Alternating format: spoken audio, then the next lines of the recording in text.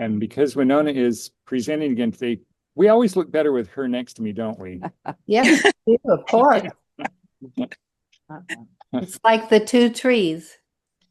Yep, absolutely.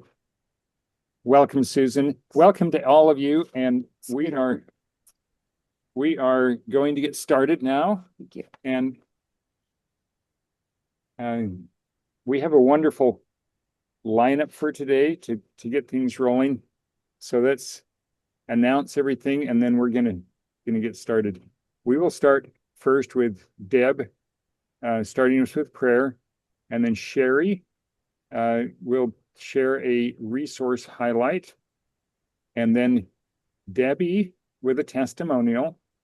Lynn, you have our herb highlight for the day. And after Lynn, it will be Winona for seasonal foods. And I will follow with the Body Temple Stewardship #1 review. So, Deb, we'll start with you. Our dear Heavenly Father, we come together today to learn and to grow and to prepare. We thank Thee for this opportunity, and we thank Thee for the example of Thy Son, and pray that Thou wilt help us to become better and better disciples of Him, prepare for His return. We pray for Thy Spirit to be with us today. Help us to learn and remember and grow, make plans and changes to how we are caring for our bodies and our spirits.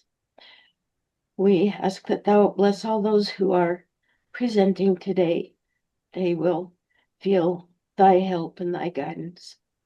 And we ask this and thank Thee in the name of Jesus Christ. Amen. Amen. Amen. Okay, Sherri, we are ready for you. Okay, thank you. I started thinking of the resources that have helped me on my health journey throughout my life, the past 9 or 10 years. And so I have a couple of things that I wanted to share that I have used personally that have helped my body start repairing at a cellular level. And I don't know, the first one, I know it's called the Loom Box. I don't know if you guys have heard this. It's a red light therapy. And you can put it anywhere in your body, and you turn it on, and the light will come. It'll go off when after the session is what it has. But it penetrates deep into your body at a cellular level. It helps with pain. It regenerates your cells to help start developing healthy cells. It just supports natural healing. And this thing is kind of expensive, but it goes on sale a couple of times a year, and you can get it at extremely inexpensive. Well, it's not inexpensive. It's around $300 when it goes on sale, but it's still, I have used this probably for 6 years, and I love it. I use it for everything. And then another item that I've used, it's also kind of like it's the infrared heating kind of. It's called a BioMAT. I don't know if you guys have ever heard of it. It looks like this, and you can lay on it or put it on different parts of your body. And it has amethyst and tourmaline crystals in it, and it has negative ions that kind of can get things out of your body. And so it helps with autoimmune issues, inflammation, pain. It also helps support cellular health your body at a cellular level, get rid of cells that are trying to manifest that are not healthy. It gets rid of them and causes them to die off. And it helps with stress. It's very warm. I love it. I've had this for probably about 10 years, and I love that. So that's a resource that I've always used. And then another resource that I used when I was having neuropathy, I would go to an acupuncturist and here in St. George, and he just literally helped go away and help my body when I was going through treatments and stuff, things that was causing me to have neuropathy. And I love it because acupuncture is a low risk modality that you can use. It naturally alleviates pain in your body. It balances your energy out, and It just helps also with digestive problems. And I love how Winona and Fred have helped me throughout my past couple of years, several years too. So that's a huge resource. Fred and Winona are such good resources for us. And then my last resource that I want to refer to is there's a podcast that this man is out of Bountiful, Utah, and I came upon him a couple years ago when I was just kind of searching for information on health. And he has a store, a health food store that's called Vitality in Bountiful, Utah. And his podcast is called Vitality Radio Podcast with Jared St. Clair. And he talks about health and wellness and herbs and supplements.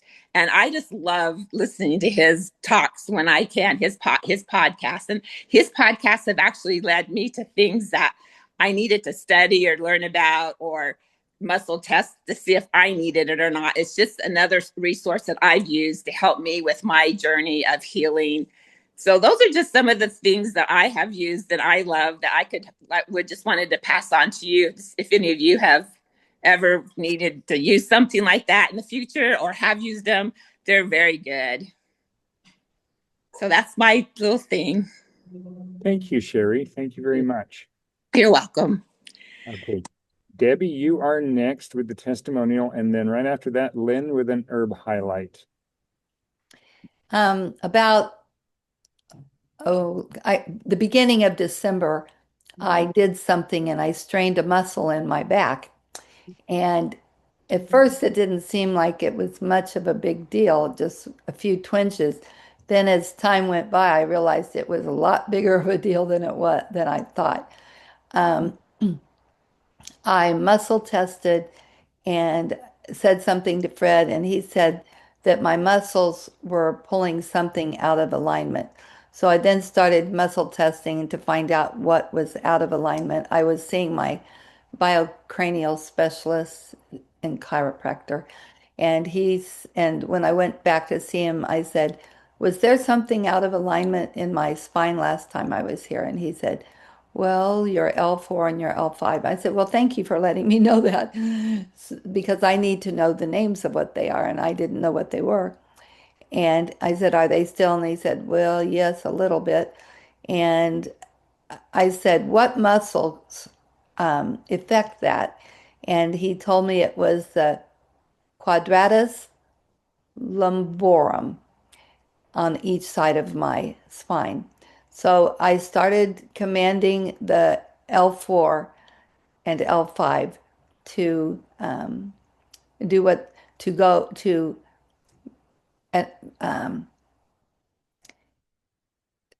stay where they belonged. And I was drinking Mullen tea massively, and I was drinking in a water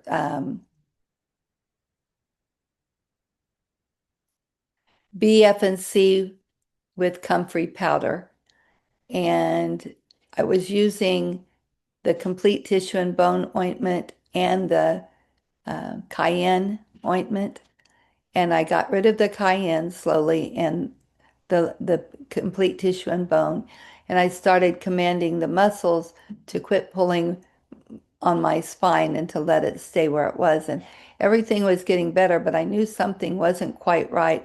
So I started testing what else might be affecting my back, and it ended up being the fascial system. And so I started commanding the fascial system and all subsystems, and I am now pretty much it's much better. I use a rice heating pad on it frequently to help it calm down, and I would say I'm 95% back to where I should be, and I'm still working on it. This is my week off, so I'm not doing some of those things. But I have been amazed at the difference it has made and how I've been able to help other people because I've learned what I am learning in this area. Interestingly, I had a sort of an unusual experience. I one evening, my left foot had the most incredibly painful cramps, and I could not do anything to get rid of them. And all of a sudden, I remembered what Autumn Mayberry had told me to take mustard straight in my mouth, and so I did, and the pain went away, and my muscles relaxed. And about 20 minutes later, I got a call from someone, and she said, "Can you please help me? I can't move my neck. I have the worst cramp. I can't, we've been doing this and that and the other, and it's not lessening." And I said, "Do you have mustard?" And she said, "Yes." I said, and I tested her. I said, "You need mustard." And so her husband ran and got her the mustard, and it almost immediately stopped seizing. And then I tested and I said, it's your electrolytes are terribly low and you need to take care of that. So she did. But it's interesting to me that the Lord allows us to experience things so that we can help other people. And he knows right when we need to experience it to be able to do that. And it just makes me so very thankful for our Savior who has done it all.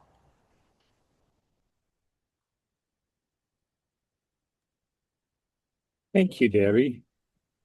Thank you. Mustard for muscle Cramps. cramps. Interesting.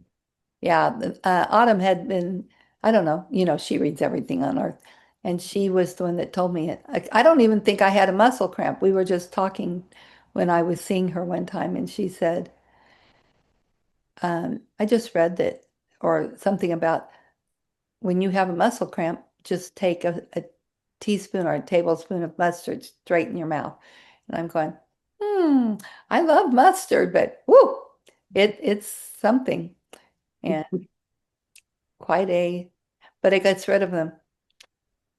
Wow. Well, that's a new one that I had not heard before. Thank you. You're welcome. Thank Autumn. All right, Lynn, an herb highlight. What herb did you choose? So Chaparral is a blood purifier, anti-arthritic, intestinal cleanser, liver stimulant, anti-rheumatic, antiseptic, diuretic, expectorant, and tonic. It's used in rheumatism, venereal nodes, canker sores. It can eliminate the growth of malignant tumors, melanomas, acne, skin cancer, backache, warts and blotches, arthritis, increases hair growth, improves eyesight, increases bowel elimination, but it is not a laxative.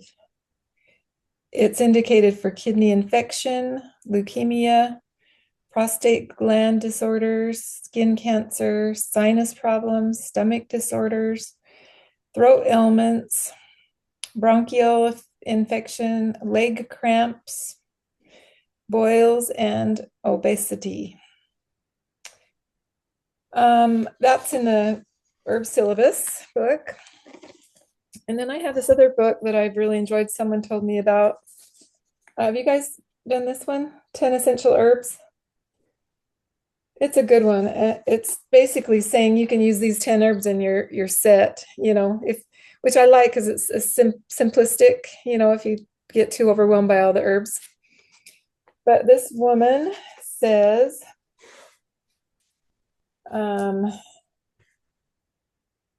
it's a powerful antibiotic for bacteria, germs, viruses, microbes.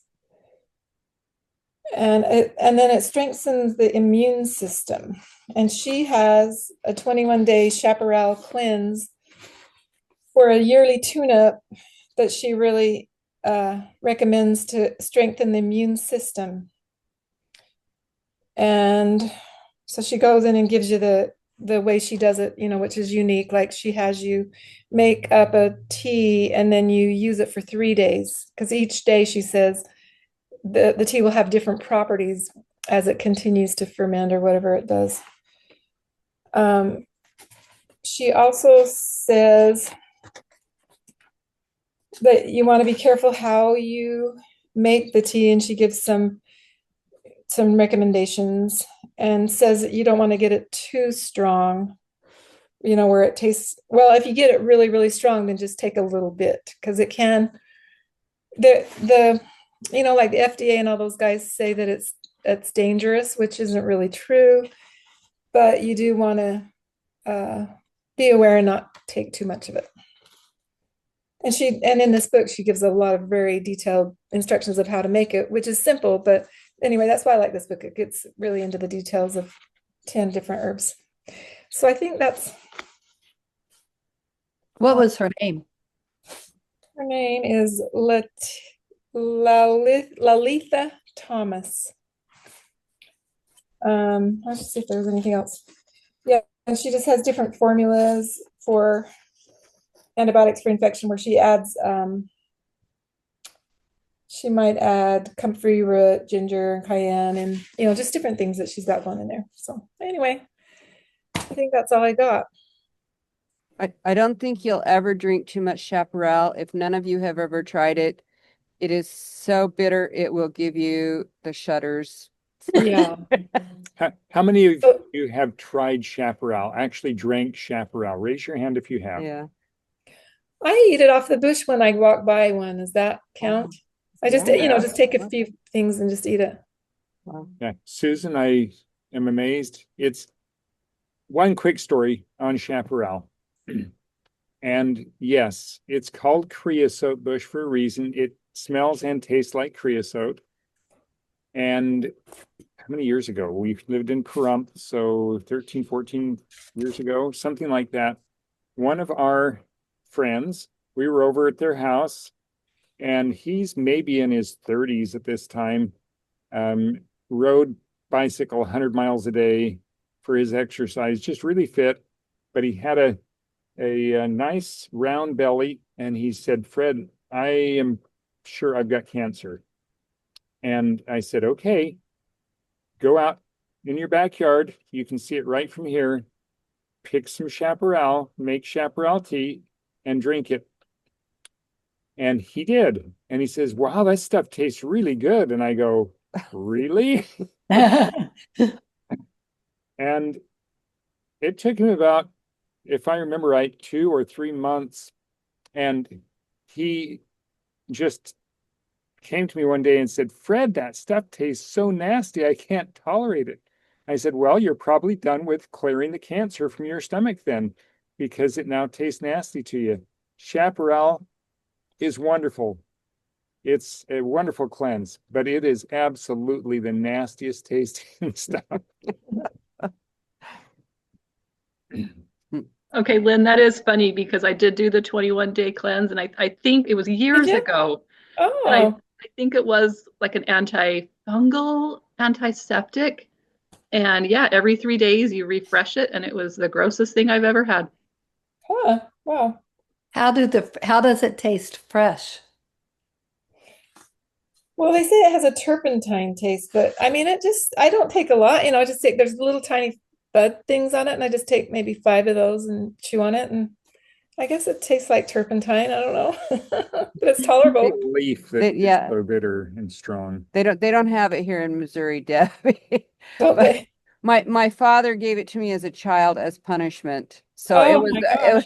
I was a bedwetter, and he would give it to me every time that I woke up with a wet bed as punishment. So I have PTSD from Oh that. yeah, I can imagine. Thank you, Lynn. That is absolutely beautiful. I love Chaparral. It has so many uses, and it is absolutely the one that was downplayed in Dr. Christopher's book. Chaparral is downplayed for cancer, but it is absolutely completely effective for cancer. So thank you for that testimonial of the herb Chaparral. Next, we are going to Fred, go ahead, Valley. just a quick thing that's valuable that Richard Schultz shared is he says, if you make Chaparral tea, have a pan exclusively for that. It gets resin all over everything, and you won't be able to use it for anything else. I haven't done it yet, but I plan to just get a stainless steel pan on Facebook Marketplace just for a Chaparral, because it'll stay on the pan. Good. And it is true. I borrowed the blender to try and powder it after it was dried. It does not powder well. And that blender took me hours to clean. Oh, We replaced it. It was horrible because the oils stick and it stinks and everything else after that stinks. So yeah, good advice. You definitely do not want to walk into it unknowing that it's very, very smelly. Winona now is going to share with us a presentation about eating in season for the winter. So even though nowadays we aren't exposed to the cold in the same way our ancestors were in the winter, it really can feel cold. It's kind of a mental thing for me. If I read that the temperature is cold, I tend to feel cold, even though I'm in a heated space. So in the winter, I think it's important to eat foods that help us to keep warm, and that also can increase our overall health. And eating seasonally also helps our immunity.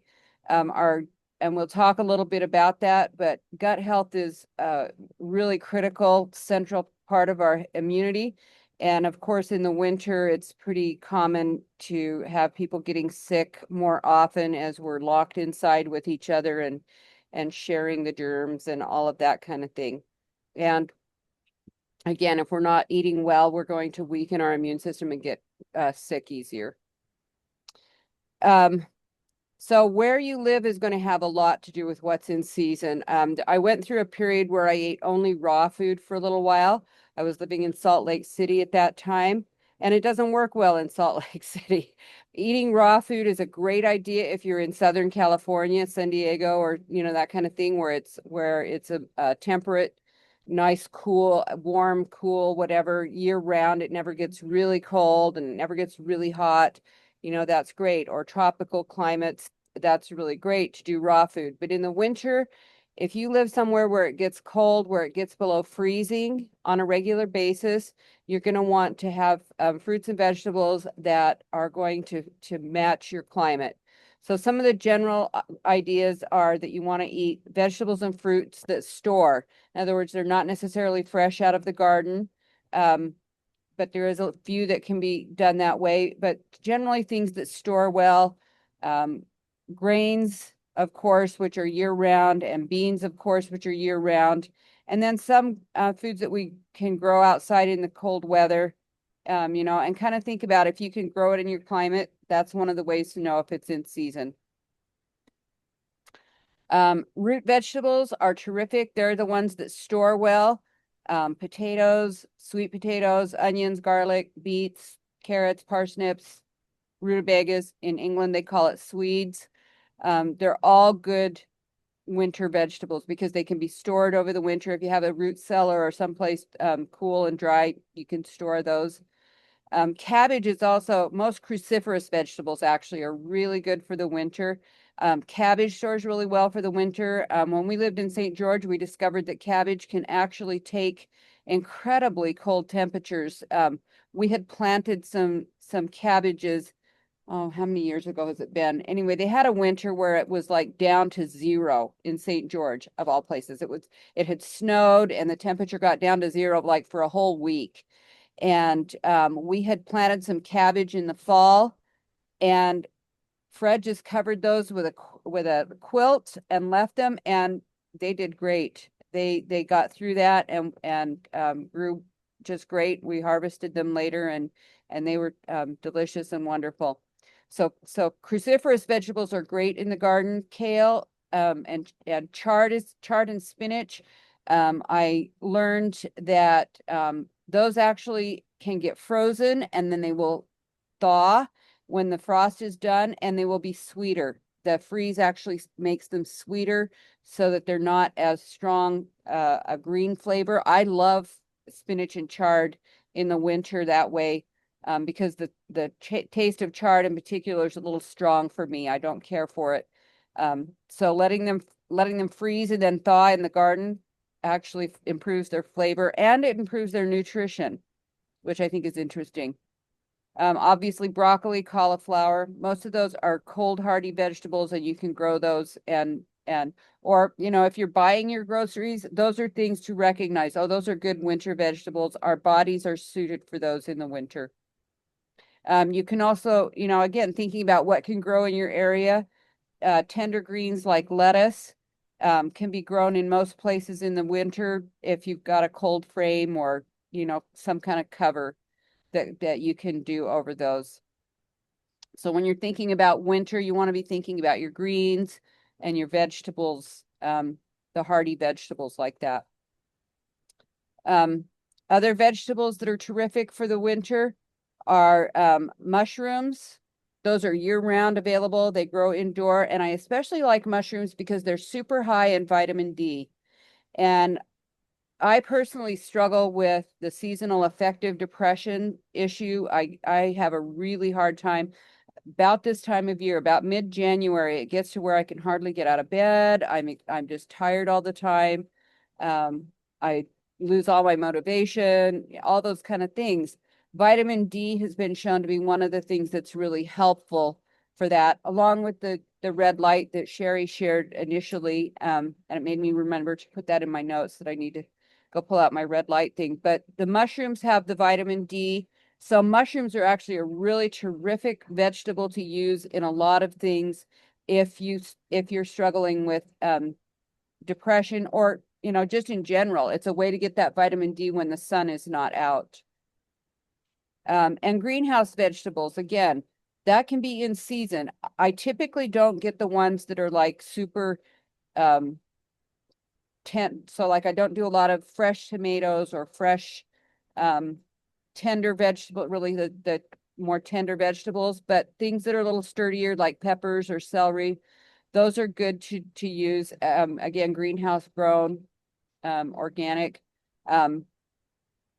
But you want to use those in combination with the more hardy vegetables. So things like stir fries and soups and those kind of things. And I tend to put vegetables first in the winter because in the winter, you kind of realize there's just not as many vegetables that are in season. As many fruit, sorry. There's just not as many fruits as in season. Obviously in the summer, that's when all the peaches and the apricots and, all those wonderful fruits are just on the trees and available. But nature kind of lets us know that the fruits that we want in the winter tend to be more concentrated with their nutrition and a little less available. And so we aren't going to be eating a lot of fruit like we are in the summer. So for the winter, citrus is terrific. That's actually when it's in season in Texas and Florida and California. And those of us that are old enough to remember before all the special refrigerated trucks and everything, and I always got an orange. My parents remember too in the 30s, getting oranges at Christmas time because that was fruit that could be shipped without a lot of special refrigeration and so on. And of course, it's super high in vitamin C and just has a lot of other nutrients. Every kind of citrus is really great for winter. Grapefruit is good. Obviously, oranges we do a lot of. Lemons. All of those things are good to add to your diet in the winter and get those extra nutrients.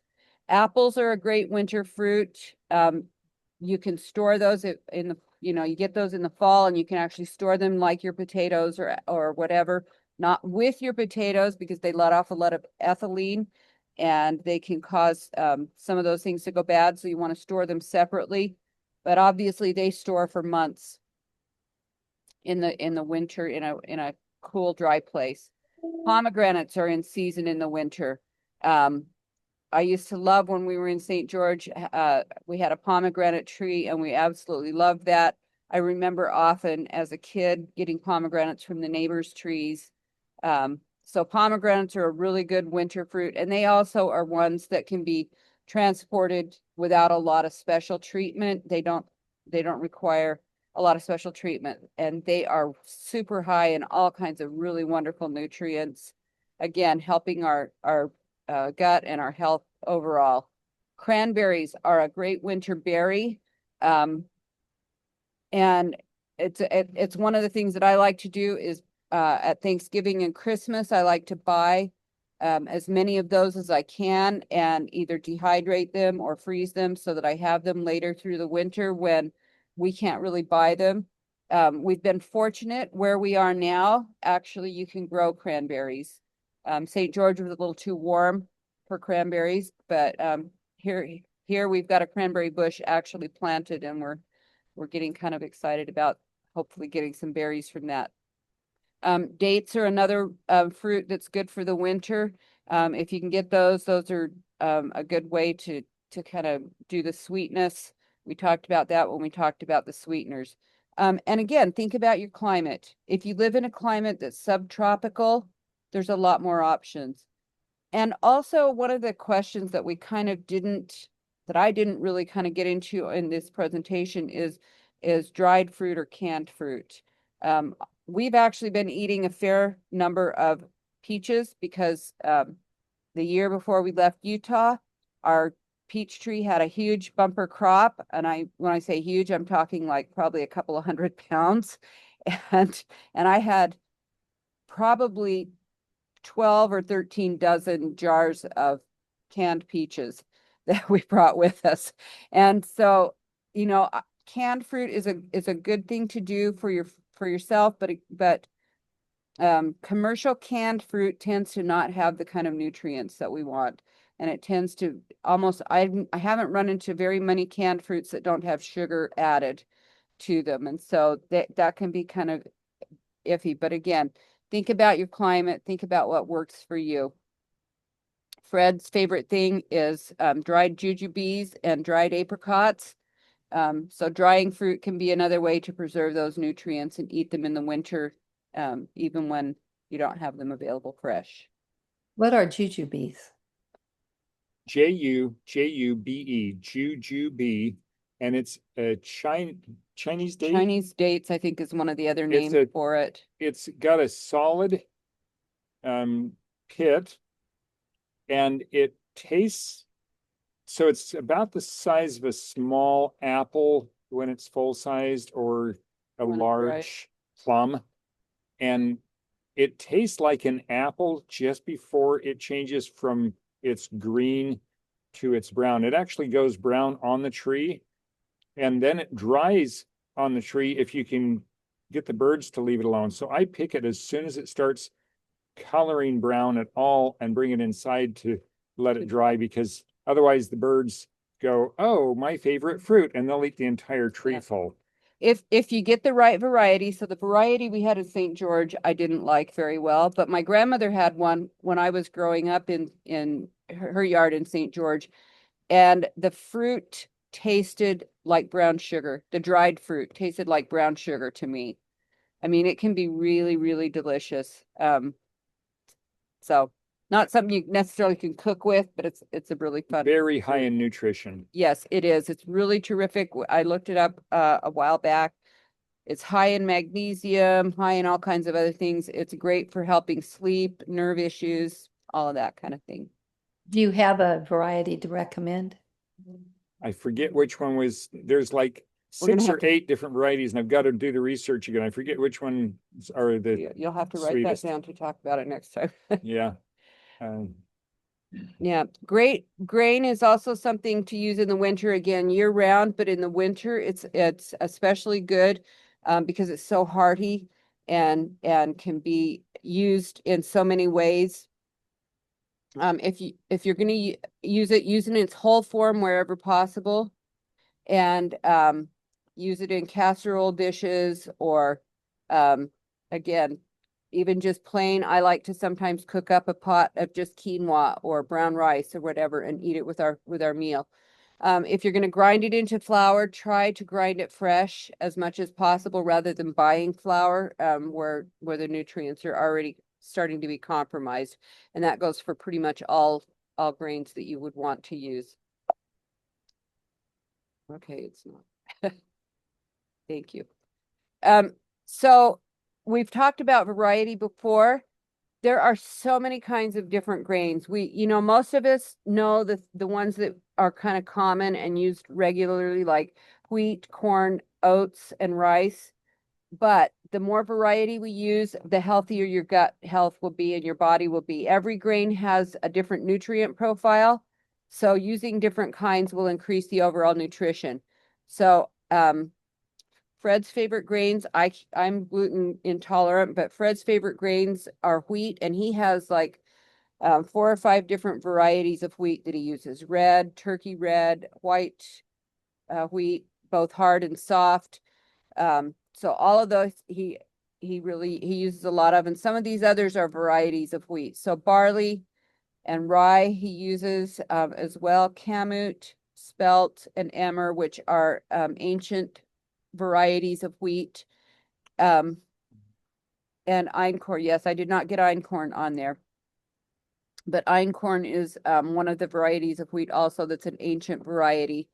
And Fred will use those just, again, whole. So one of his favorite things to do for breakfast is to take some and put it in the Instant Pot overnight. So he'll put it in with the water before we go to bed and put it on delay start.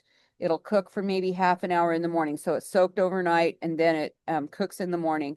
And for some of those, like the barley and the rye and the kamut, they actually kind of puff up almost like puffed wheat.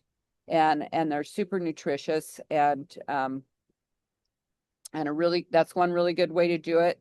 I Again, rotate through those, like she mentioned. I use the spirit-led body discernment or testing to see which one is right for me that day. So it's not the Right. same one every time. right, different ones. And he also uses the gluten-free grains. Mhm.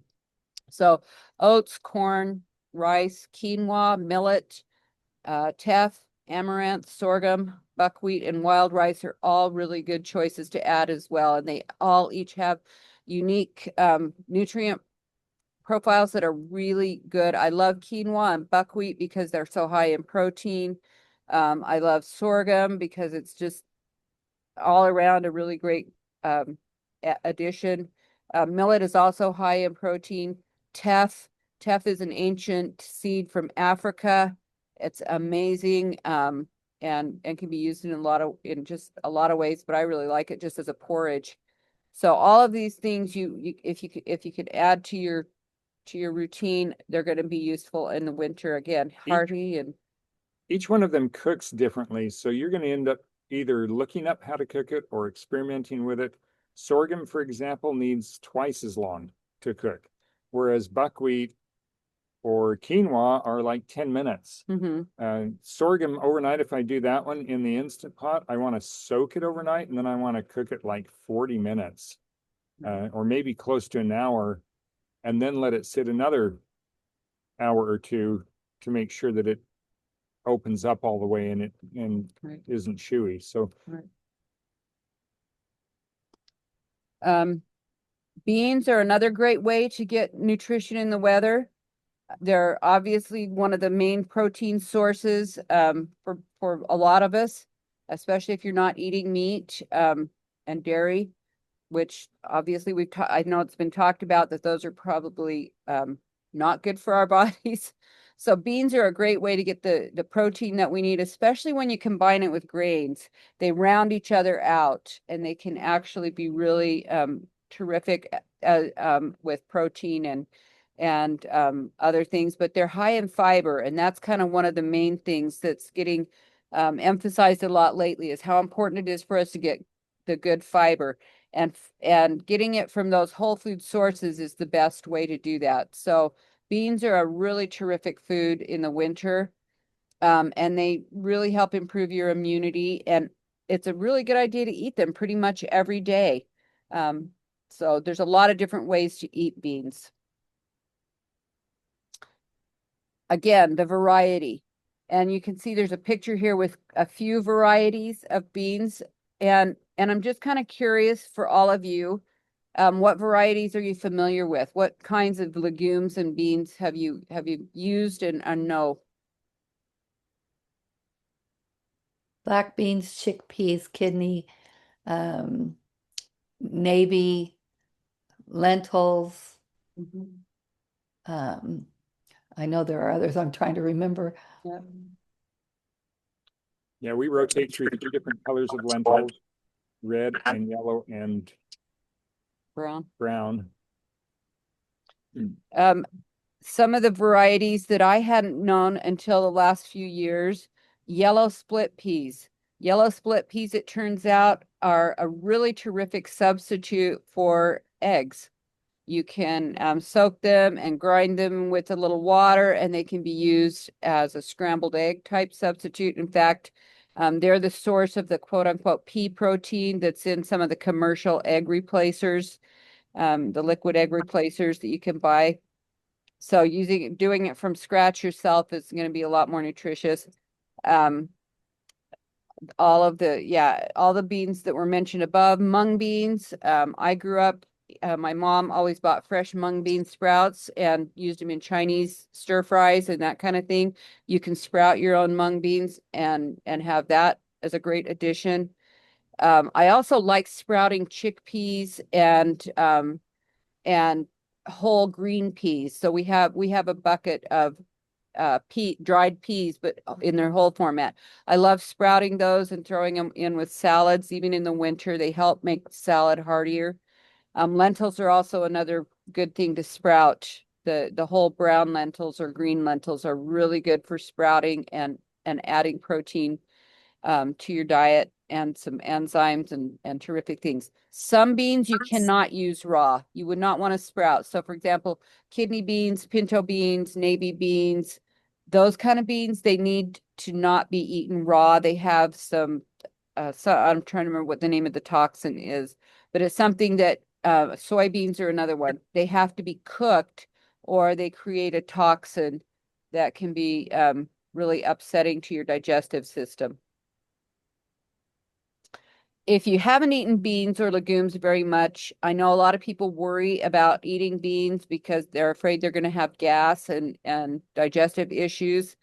One of the ways to help with that is, and this includes even if you eat beans regularly, but you're going to introduce some new varieties, because each one of them is unique and different in the kinds of nutrients and so on that they have, you're going to want to introduce it slowly and in small amounts. So you're not going to want to go from eating no beans at all to eating a cup of beans every day, or you're going to have problems with your gut.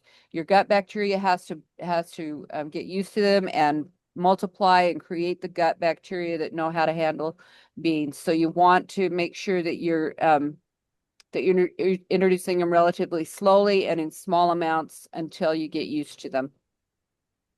And then most beans I mentioned have to have some things done to deal with the toxins. Most beans have to be soaked overnight. With the lentils or the split lentils and split peas in that, I tend to soak them just for a couple of 3 hours and then rinse them really good and discard your soak water, which will have a lot of those. I'm trying to remember, they're a specific kind of sugar that, Lynn, you might know the name of it. I don't remember. Was it phthalates? I don't think that, but there's something that actually causes us to have gas. Mm. Our body- Oligosaccharides, I think it's Yeah. called. Yeah, there we go. Oligosaccharide. Right.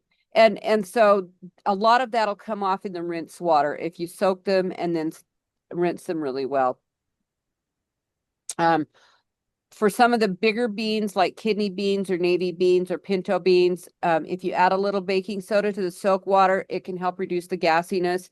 That also helps soften the beans when they cook so that you'll end up with something a lot softer and creamier when it cooks if you use that little bit of baking soda. When I say a little, I'm talking like a half a teaspoon in a big, dish of beans. So it's not a lot.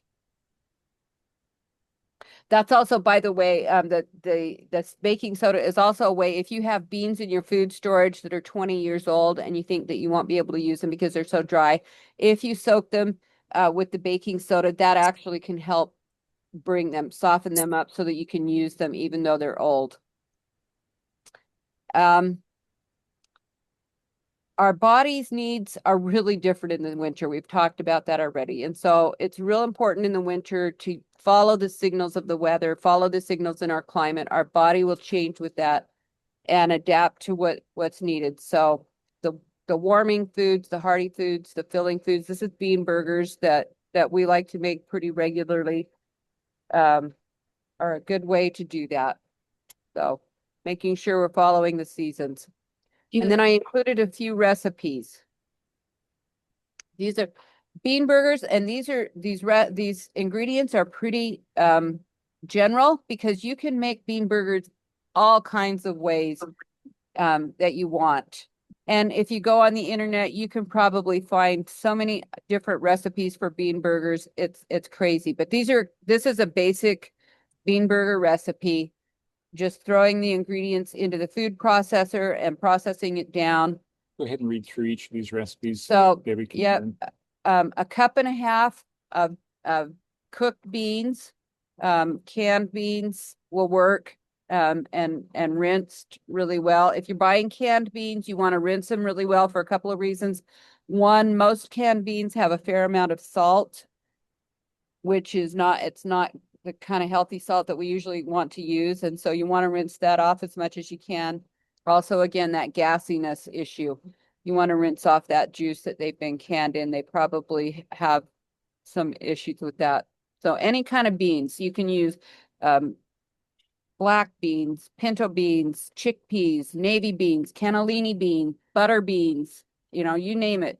Any kind of canned bean that you like, that you want to use. Just rinse it really well. And your home canned will work, or fresh cooked Right, will work. or fresh cooked, yep. A cup of whole grain, whatever kind of grain you want to do, depending on what you want your burger to taste like and what you want the nutrients to be like.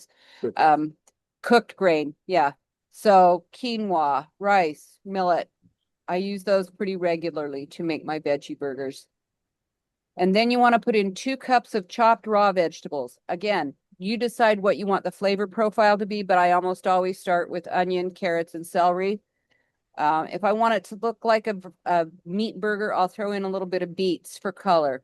Or sometimes I want a sweet potato burger, and I'll throw in some shredded sweet potato. So whatever raw vegetables you want. You can also sometimes substitute cooked sweet potatoes for the grain. I've done that on occasion. Then you want to throw in a cup of rolled oats. That helps bind it and bring it together, along with 2 tablespoons of ground flax. And those help bind it and make it so that it is more of a patty consistency. And then go crazy and creative on your spices, whatever you like.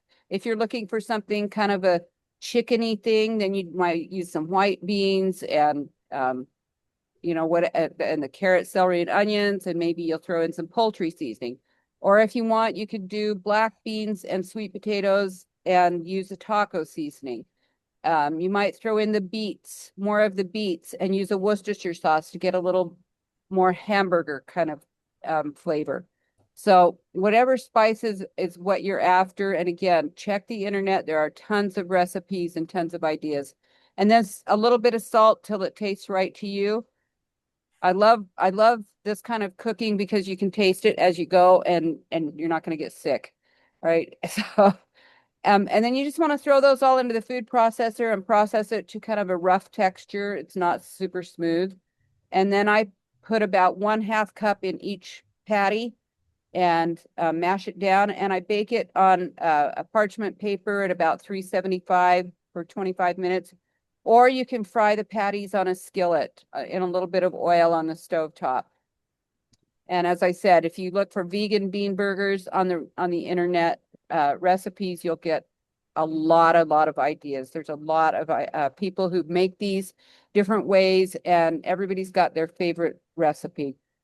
It does not need a bun around it. You can eat it with anything you want it to. Also, it's Right. got Or you endless yes, opportunities. or you can eat it in a bun. And I will tell you that the best compliment I ever got on my bean burgers was I have a brother and brother-in-law who were major carnivores. I mean, they ate a lot of meat.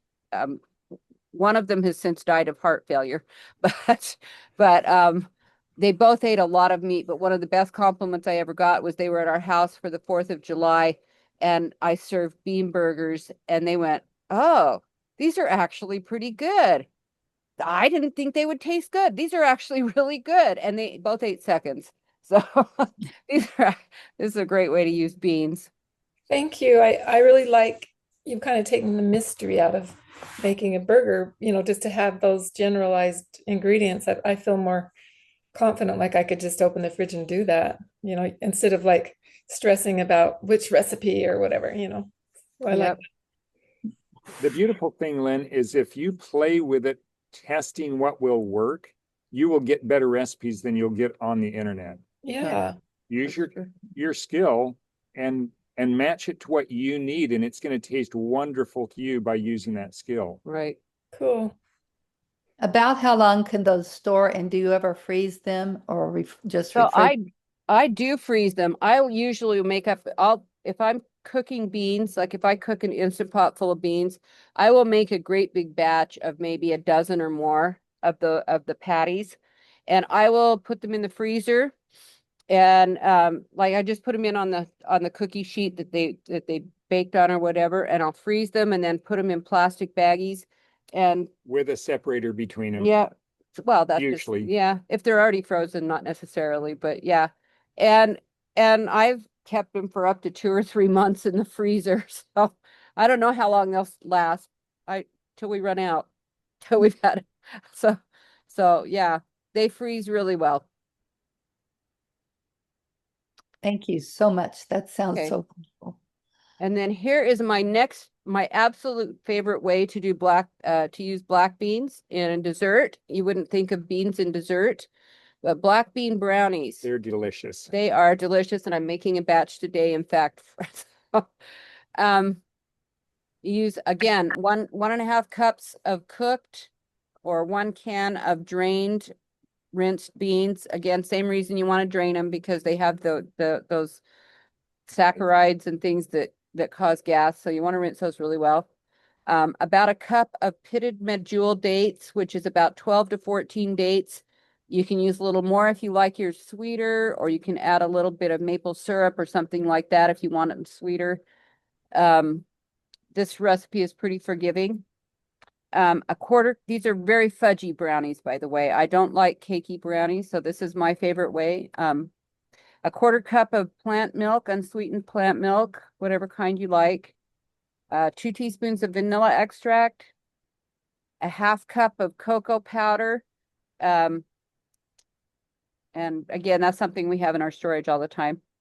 3/4 cup of rolled oats, a 1/2 teaspoon of baking powder, and a pinch of salt. And I just throw all of that in my food processor. If you don't have a super strong food processor, I have a trying to remember the brand. Cuisinart. I have a Cuisinart that's about 14 or 15 years old that I love, and it's super strong motor, and I just throw my dates in. If you don't have that, if you just got a regular one, you might want to soak your dates for a few minutes before you use them. Just soak them and drain them. And I just throw those in the food processor, all of those ingredients, and process it until it's a nice smooth dough. And then if I want to add walnuts, I might add a half. Pecans or Yes, whatever kind of nuts you want. But if you want to add some nuts, you can just throw those in after the dough is all done and pulse it a few times to mix that in. And then I put that into either a round or square pan that's been lined with parchment paper, and put the dough in there and smooth it out as evenly as I can. And then if I am in the mood for it, or if I think it's a good idea to, that day, I'll sprinkle some chocolate chips on top, some unsweetened ones or some that are, minimally sweetened, and pop that in the oven for about 20 to 25 minutes. Let it cool all the way before you take it out of the pan or cut it. But these are really delicious fudgy brownies. I've been making this particular kind of brownies for quite a few years.